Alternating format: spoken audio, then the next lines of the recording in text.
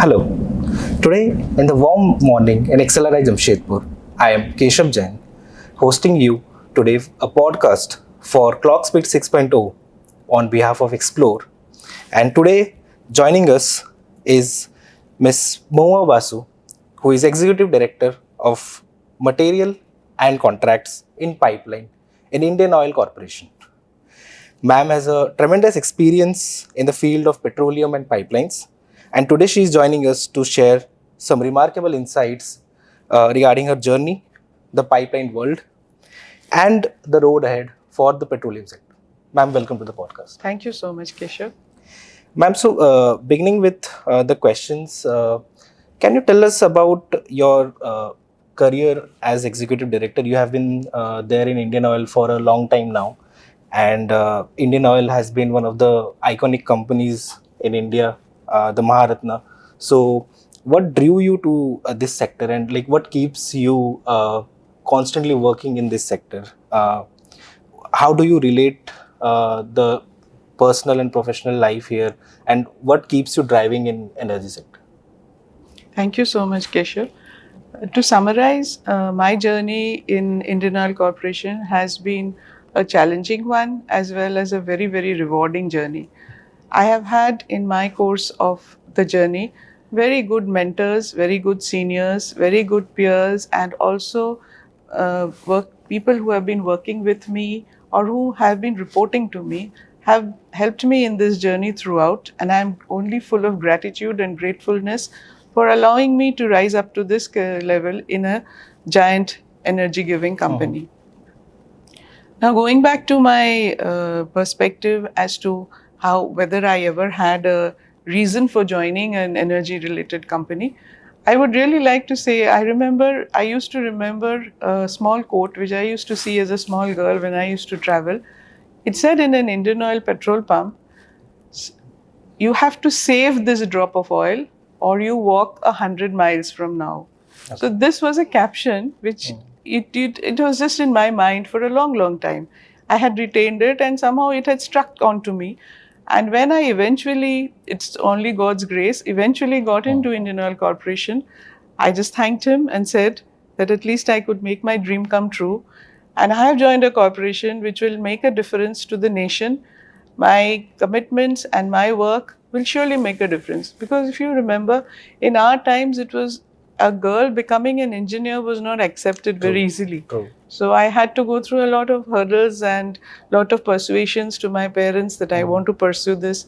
And I wanted that at the end of the tunnel, I should be making some significant contributions, not only for myself and for my family, but for the nation at large. So that's what I think keeps me ticking and keeps me going and working in this organization. Definitely. Even I think in today's times, we see the core sector and especially the PSUs. Yes. We still have a lack of women leaders, and especially someone like you is very inspiring in these days, ma'am. Thank you so much. Ma'am, so we'll move to the second question, and because you have been associated with the pipeline division, so many of us are not very clear or aware about what pipelines are, and we do not think about pipelines when generally we use products of Indian Oil, like going to a petrol pump or let's say using a LPG gas. So can you walk us through what actually pipeline division does and how crucial that is, how critical that is for a country like us? See, actually you can draw a synonymous with pipelines when you think that it's like an umbilical cord. Okay. You know, it's like the refineries and then the pipelines and then the marketing. So it's an umbilical cord between the refineries and the marketing division.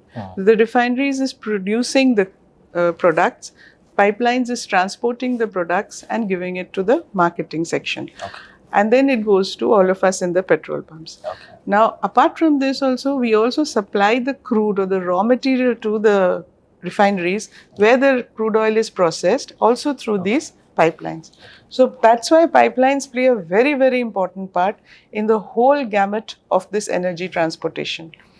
And they are, I think, the most cost effective, most environment friendly, and very, very safe method of transportation.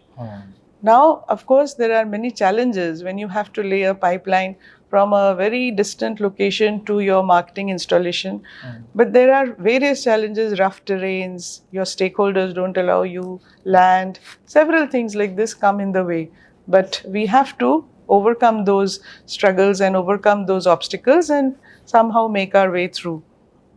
This is what basically pipelines is. And I think it's the best method of transportation of energy anybody can have in this day of environment stipulations that we have. I think it is also one of the most secure ways. Yes, it is safe and secure ways of doing. But yes, there are some maintenance issues. You have to be very, very agile. You have to monitor. You have to see that your liquid is flowing or your gas is flowing through it. There is no obstruction. So there is a lot of hard work behind the scene. And you have to be very, very meticulous in your work. Has it changed? I mean, the way pipeline worked like some years before and with technology and... Pipelines has changed a lot with technology. These days, we are able to monitor from distances. We are able to get instant inputs about what has happened maybe tens or thousands of kilometers away. And there are teams deployed nearby who can immediately go and restore the balance again. So technology has done a lot, and it is on the way. Our R&D center is always developing new technologies so that, there is a smooth transportation. Sure, ma'am. Ma'am, again, coming back to your journey and this aspect related to that, as we know that being a woman leader in energy sector is one of the rare instances. So, traditionally, it has been very male dominated. So, and you have reached a senior leadership position where many of us and many of the people who are pursuing engineering these days, they are aspiring to be in. So, what has that been like? I mean, what have been your specific challenges or experiences being a woman leader in a company like Indian Oil Corporation, and how do you look to it? How do you look to the future of it? Thank you so much for this question. It's one of the questions I have been asked in most of the podcasts or interviews that I do. Actually, the point here is that you have to forget the fact that you are a woman, first of all, if you have to succeed. Your work should speak for you. And if you are actually a person who is successful in your job, in your technical know-hows, there is no stopping you. Nobody can stop you. Your presence will be felt. I accept this was a male-dominated arena where, whenever I also joined, there were 22 of us together, and I was the only technical person in that. So I realized that to make a foray into this corporation and make my presence felt, I have to take steps forward. Nobody is going to come and make my path, our journey very easy for me. Definitely. With men, it is like they, with a pat in their back or over a cigar, they make companionships. But the minute I entered the room, they would take 2 steps back. So those were those days. It is not so now. But so in such situations, you have to forget that, okay, just go over it, forget it, and move ahead, move forward, do your bit, be happy, and work. Because your work is always recognized. The fact that you're a woman may make you a deterrent, but the fact that you're working so well or you make your presence felt is always the reward that you get. Definitely. That's what I have always believed. And I'll tell you, now opportunities are galore. Nowadays, there's so much of discrimination and things like that have reduced. Now in Indian Oil, we have girls working in shifts. We have girls working in the aviation sector. We have women working in drilling regions. So there is no stopping us now. And I'm so happy and so proud that the next generation of women and the women to come are doing equally well as men. And I wish them best of luck. And our chairman, he's told us, the runway is yours, but you have to fly. How you fly is up to you. So then now we have broken all barriers, and I really wish the women in future all the very best so that they can scale newer heights. Definitely, ma'am. And with the changing times, I think not just in petroleum, I think there are many industry. Untouched sectors where women is trying to prove their mettle as well. Exactly. And they're doing very well. They're being very successful. So, ma'am, we see that these are like very critical times. The whole world is seeing some kind of energy crisis. So, especially talking about our country, because Indian Oil has been a primary force behind the energy, like the supply as well as the security in country like us. So where do you see the future is going, ma'am? Where do you see the petroleum infrastructure or the pipeline infrastructure, the energy sector is going towards? Especially, what is Indian Oil doing in terms of the newness and the emerging innovation in energy sector? Actually, the point is that now we are in a transition phase. But I cannot say that we can do this transitioning phase in a very fast pace, because most of the countries, and especially India, is still highly dependent on fossil fuels.